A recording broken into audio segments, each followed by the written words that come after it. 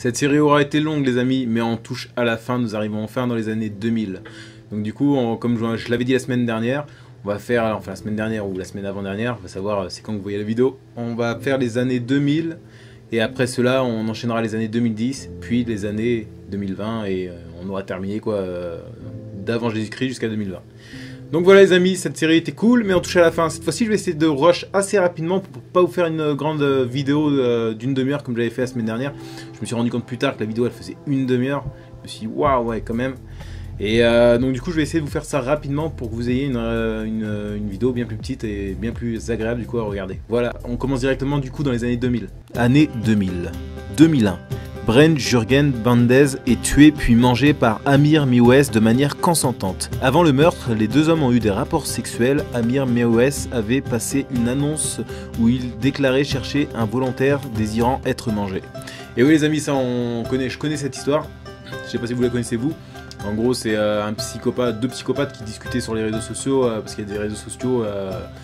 Il y a des réseaux sociaux où ils se regroupent tous, les psychopathes, et ils discutent tous entre eux. Et du coup, il y en avait deux qui se sont regroupés enfin plusieurs qui sont regroupés, je veux dire. Hein. Mais il y en a deux, un qui cherchait quelqu'un à manger, et il y en a un qui cherchait à se faire manger. Et oui, il y en a comme quoi dans leur tête des fois. Ils ont des passions assez bizarres. Et donc du coup, ils se sont regroupés, il l'a découpé, il l'a mangé, et voilà quoi, l'autre s'est mangé. C'est comme ça que c'est passé. 2002. Richard Sumner, artiste britannique schizophrène, part dans une zone relativement visitée de la Conagall Forest, dans le Denbighshire au nord-est du pays de Galles pour se suicider. Il se menotte lui-même à un arbre et lance la clé hors de portée. L'enquête a révélé que, ayant à nouveau changé d'état d'esprit, la crise de démence qui l'avait poussé étant passée, il avait essayé pendant des jours de se libérer sans y parvenir. Il est mort de soif et de faim. Le tronc de l'arbre était lacéré, son squelette a été découvert 3 ans plus tard en 2005 par une randonneuse. Comme quoi, voilà quoi, hein, le gars schizophrène, donc du coup il a envie de se suicider, il jette les clés, il s'attache à un arbre perdu au milieu de nulle part, il jette les clés, puis d'un coup, bah voilà pour lui, il reprend ses esprits, il se dit mais non, je suis con, pourquoi je me suis suicidé, et il est attaché, il a jamais rien pu faire pour se sortir de là, il est mort comme ça. 2003. Hitoshi Christopher Nakido. Un chirurgien américain est décapité en montant dans un ascenseur à l'hôpital Saint-Joseph de Houston au Texas.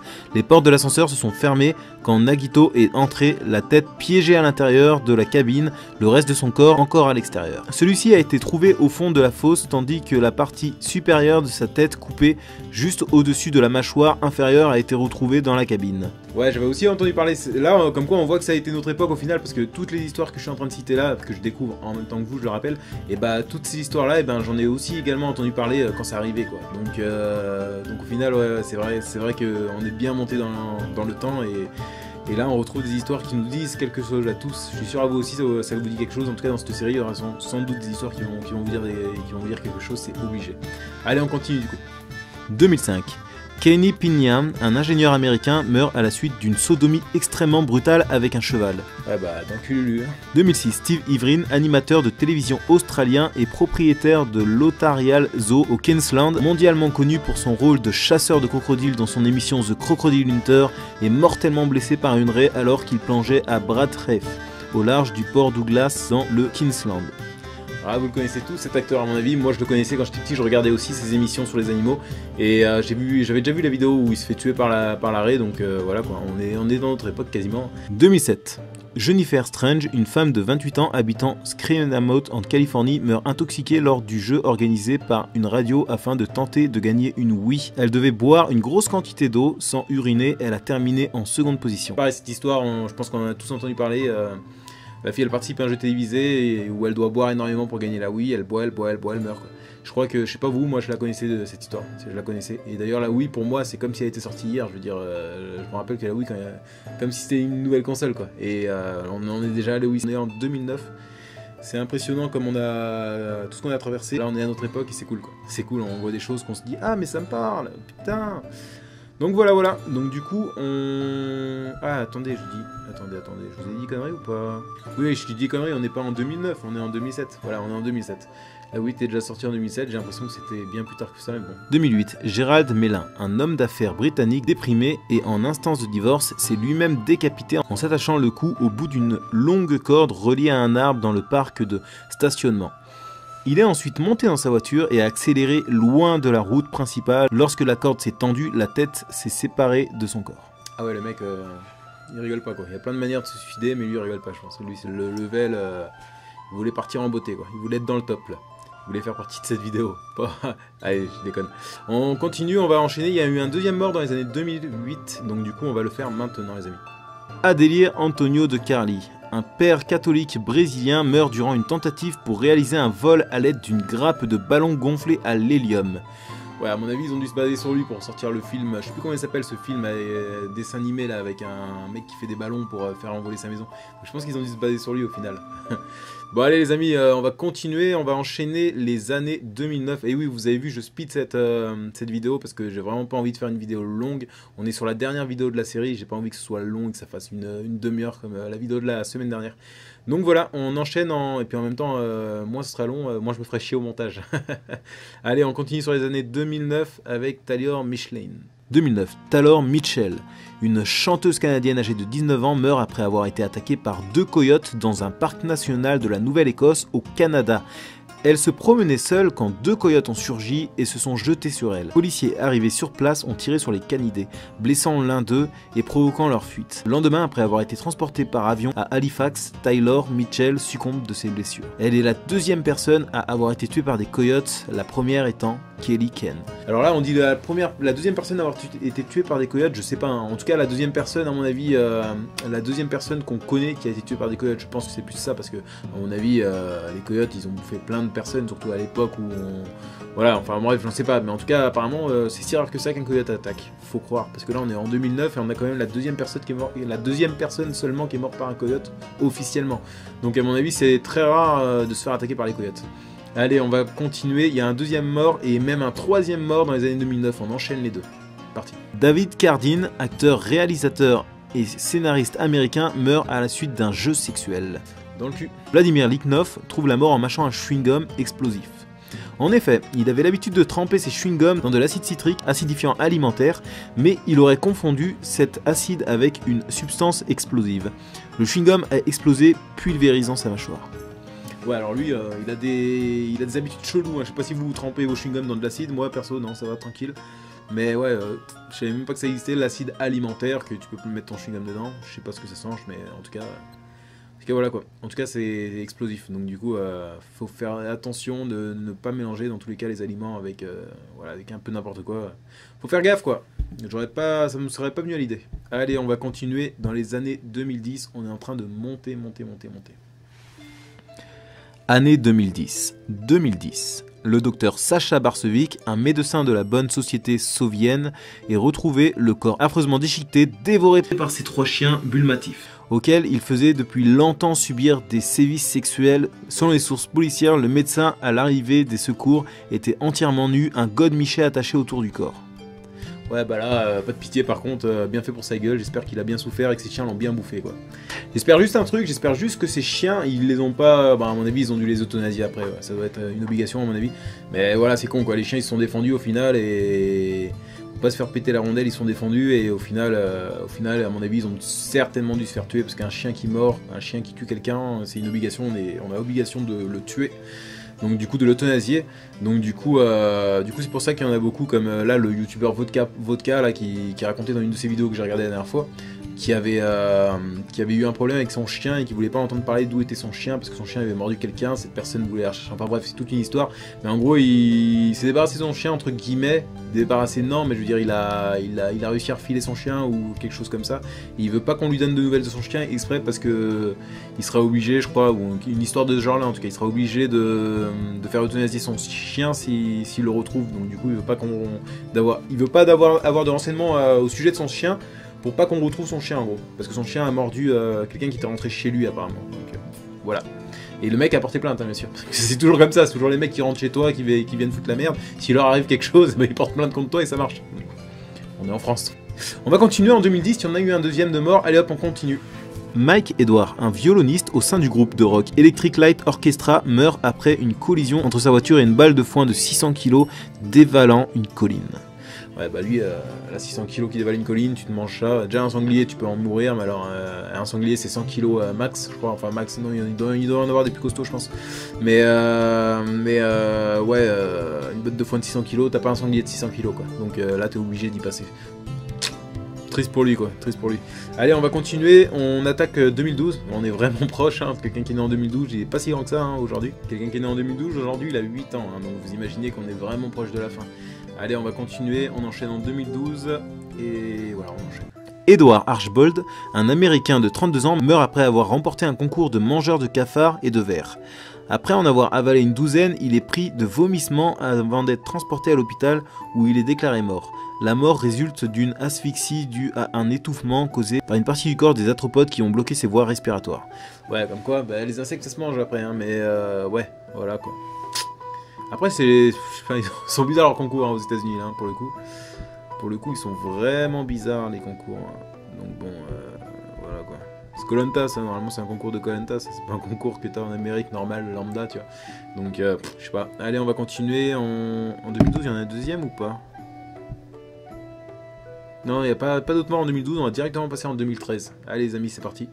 On passe en 2013. 2013. En Australie, une jeune femme de confession musulmane est décédée d'une asphyxie due à un étouffement lorsque sa burqa s'est prise dans la roue du kart qu'elle pilotait.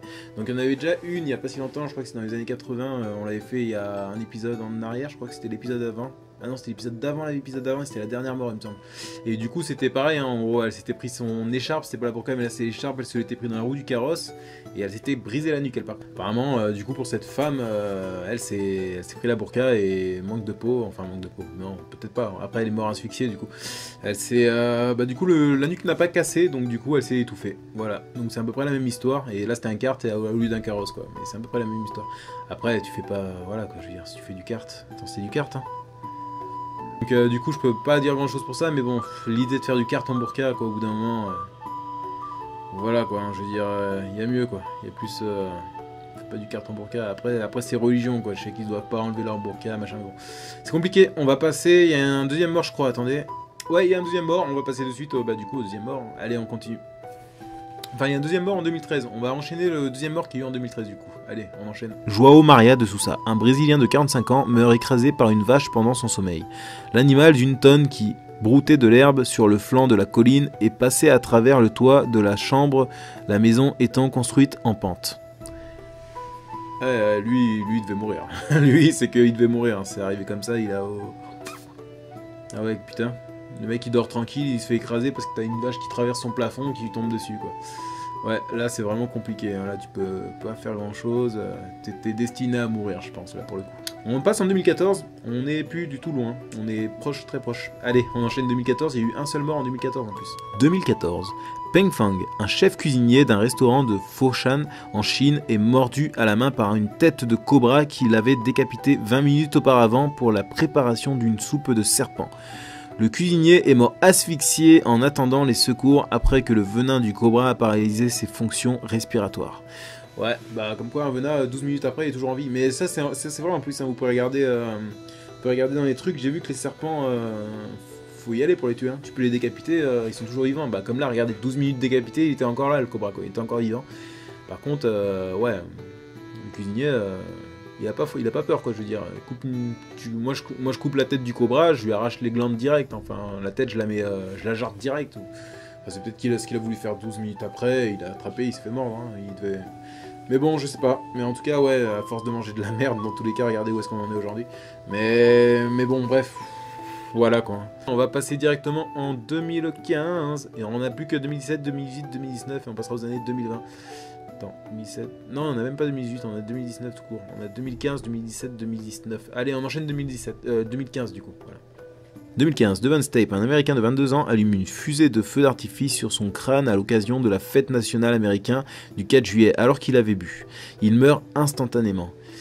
Ouais, je sais pas, le pire dans l'histoire, vous savez c'est quoi le pire dans l'histoire? C'est pas qu'il s'allumait une fusée parce qu'il était totalement déchiré et que ça l'a tué en un coup, c'est que, à mon avis, si tu fais pas ça seul, quoi, je me mets pas à 4 heures, c'était quand? C'est le soir. Tu te mets pas le soir à poil seul dans ton jardin en t'allumant une fusée parce que t'as trop bu. C'est qu'il devait être avec ses potes et que ses potes ils l'ont regardé mettre la fusée sur la tête et qu'ils se sont pas dit, hey, Coco, arrête, là tu vas trop loin. Ils l'ont laissé faire en mode, ouais, c'est drôle, ah putain, merde, il est mort. Donc, du coup, le pire, c'est ça dans l'histoire. Quand t'es déchiré, tu fais des conneries dans tous les cas. Mais ce que je veux dire, c'est que le pire dans l'histoire, c'est que ses amis n'ont rien fait pour lui, quoi. À moins qu'ils étaient déchirés aussi, mais généralement t'en as toujours quelques-uns qui sont pas déchirés. Je pense qu'ils auront pu l'arrêter avant, mais ils se sont pas dit qu'il allait en mourir quoi. On a dit, ils se sont dit ouais, au pire des cas ça va un peu le brûler, et au final ça l'a tué. Donc voilà, on va passer du coup en 2017. Allez c'est parti. 2017, en Indonésie, sur l'île de Celebes, un villageois porté disparu depuis plusieurs jours est retrouvé mort, mais entier, dans le ventre d'un python de 7 mètres. Waouh, ouais, faut faire attention, hein. Python il te bouffe en fait, hein. Il peut bouffer un humain, hein. Comme quoi, après je sais pas la carrure qu'il avait cette personne, mais bon, même peu importe la carrure, c'était un adulte, c'était un humain quoi. Donc il se fait bouffer par un python, faut faire vraiment très gaffe, hein, dans ces zones là, hein. C'est impressionnant, il a dû se faire tuer par le python et avaler quoi. Il est en train de le digérer, ouais. Bon les amis, on passe direct en 2019. 2019, l'humoriste L'Incognito meurt sur scène en plein sketch d'une crise cardiaque sous les rires du public. Donc lui il est mort, le public croyait qu'il rigolait, donc du coup ils ont rigolé à sa mort, donc il était en train de mourir. Ça c'est chaud ça aussi, ouais. C'est comme, ça me fait penser un peu à l'histoire du loup quoi, tu vois, oh loup, oh loup, oh loup, personne te croit parce que tu fais tout le temps la blague, et le jour où il y a vraiment le loup qui se pointe, tu cries au loup et personne... Ouais, il fait encore le con, il y a pas le loup, il y a le loup qui est en train de te bouffer à côté, et les gens ils sont là, ah, laisse-le, il fait que des conneries. Bah là c'est pareil, à force de jouer la comédie, de faire toujours dans son sketch semblant de mourir, et bah là il fait semblant de mourir, enfin il meurt pour de vrai pour le coup. Et tout le monde rigole en mode ah arrête des conneries, il fait que de mourir. Donc bref, c'est triste. Là, les amis, on va passer en 2020. C'est la fin. Il y a une seule mort en 2020. Voilà. Bah, on va pas aller en deux. Vous avez compris qu'on a dans les années 2020, on va pas passer directement en 2021 par exemple, étant donné qu'actuellement on est en 2020. Donc on va aller en 2020. Il y a déjà un mort. Hein. Il y a déjà un mort en 2020 qui est dans les morts insolites. Donc du coup, on va y aller le voir maintenant. Allez les amis, on finit. Année 2020. 2020, un Californien de 64 ans, Mike Hughes, meurt dans le crash de sa fusée artisanale à vapeur le 22 février. Il espérait atteindre 1525 mètres d'altitude pour prouver que la Terre était plate.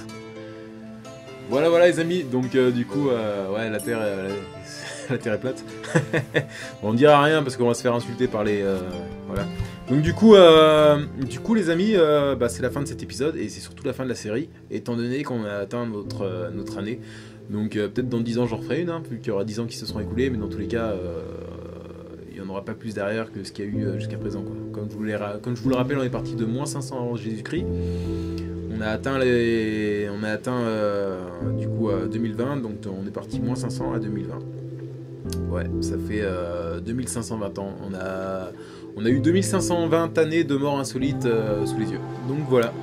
J'espère que cette série, les amis, ça vous aura plu. Moi, comme je vous l'ai dit la dernière fois, j'avais hâte quand même qu'elle se termine parce que je veux faire quand même autre chose. Mais du coup, j'ai réussi à tenir jusqu'au bout, à la faire jusqu'au bout, cette série. J'espère vraiment qu'elle vous aura plu parce que quand même, il y a 6 épisodes de morts insolites. Et certaines petites, c'est vrai, il y en a eu certaines de 7 minutes. Après, il y en a eu d'autres d'une demi-heure, comme celle de... Bah, en fait, uniquement celle de la semaine dernière. Mais celle-là, je sais pas combien elle ferait, mais je sais que je l'ai rushée. Donc à mon avis, elle va être assez courte, ou en tout cas entre deux, je pense. Donc voilà les amis, c'était les morts les plus insolites. J'espère que ça vous aura plu. Si vous voulez me soutenir, moi je vais faire autre chose après, hein. Forcément j'arrête pas là, mais ce que je veux dire c'est que vous pouvez me mettre un pouce bleu, un gros pouce bleu pour me soutenir. Vous pouvez me laisser un commentaire, ça me soutient beaucoup ça. Et vous pouvez me suivre, hein. Donc du coup vous abonner, etc., vous mettez un pouce bleu, vous abonnez, vous mettez un commentaire. Toutes ces des commentaires où vous pouvez m'expliquer si ce qui allait pas pour vous dans la série, ce qui allait, les bonnes idées. Moi ça me donne toujours des idées au final. Donc du coup que ce soit négatif ou positif, ça me donne des idées. J'espère que cette série vous aura plu. J'espère qu'en ce moment tout va bien pour vous aussi, parce que là le Covid-19, hein, comme on le sait tous, c'est en train de piquer un peu tout le monde. Mais bon là, si on respecte les règles, qu'on reste tous confinés, voilà, bah, c'est cool, hein, je veux dire. Mais après il y en a qui respectent pas, il y en a qui respectent. Le seul problème c'est que à cause de ceux qui respectent pas, et bah ceux qui respectent vont devoir rester un peu plus longtemps en confinement. Donc je sais que c'est pas facile pour tout le monde, mais malheureusement il faut s'y tenir, il faut écouter les lois pour l'instant, il faut écouter les règles. C'est la seule solution qu'on a dans tous les cas pour sortir le moins possible. À part pour ceux qui travaillent, forcément, hein, il faut gagner des thunes aussi, mais c'est la seule solution qu'on a pour tout ça. Je veux pas une fois de plus faire le grand à parler de... Ouais, comme si je connaissais tout, alors qu'au final j'en connais pas plus que n'importe qui. Mais en tout cas, ouais, faites attention à vous, protégez-vous, et en vous protégeant les autres. Une fois de plus, ouais, bon là j'ai vu pareil une histoire comme quoi, après on sait pas, hein, sur internet on voit pas mal de merde, on voit pas mal de choses. Moi ce que j'ai vu c'est une histoire là qui... Après je sais pas c'est quand que la vidéo sortira. Là, actuellement on est le combien? Actuellement on est le... C'est bien ce mec là, il sait même pas le combien on est. En tout cas je sais qu'il est 3h45 du mat. Mais on est le 3/04 2020. Donc du coup le 3 avril 2020. Et je sais que là il y a des rumeurs qui circulent comme quoi on nous a niqué les masques. Et ça m'a bien fait rire ça. Parce que en plus c'est un pays allié. Donc du coup je sais pas, hein, je sais pas si c'est vrai, je sais pas si c'est faux. Mais en tout cas c'est bien marrant. Comme quoi au final, en fait si vous voulez la France elle avait commandé 1 million de masques. Et à la frontière de Chine, hein, parce que c'est les Chinois qui construisent le plus de masques, la France, on en construit partout des masques, mais en Chine ils les vendent parce qu'ils en ont plein. Donc du coup, et surtout qu'ils ont plus l'épidémie, à mon avis. Donc du coup, la France avait commandé 1 million de masques à la Chine apparemment. Donc du coup, l'avion allait partir. Non, l'avion est parti de Chine. Non, l'avion allait décoller de Chine. Les Américains se sont posés pour acheter des masques. Et ils ont regardé, ils ont vu l'avion avec 1 million de masques, ils ont dit c'est quoi cet avion là, avec les masques? Ah bah c'est l'avion pour la France a déjà payé, les masques sont à la France, ouais. Ils ont payé, ouais ils ont payé. Bah écoutez, nous on vous met le double, vous nous laissez l'avion et il repart en Amérique. Les Chinois, les Chinois ils ont dit oui et les Américains ont fait le chèque, ils ont payé double et 1 million de masques, hop parti, du coup on a pas reçu la commande d'1 million de masques. Mais moi voilà, ce que je veux dire par là c'est que je trouve ça drôle quoi, je veux dire c'est bizarre parce que c'est un pays allié pourtant l'Amérique mais...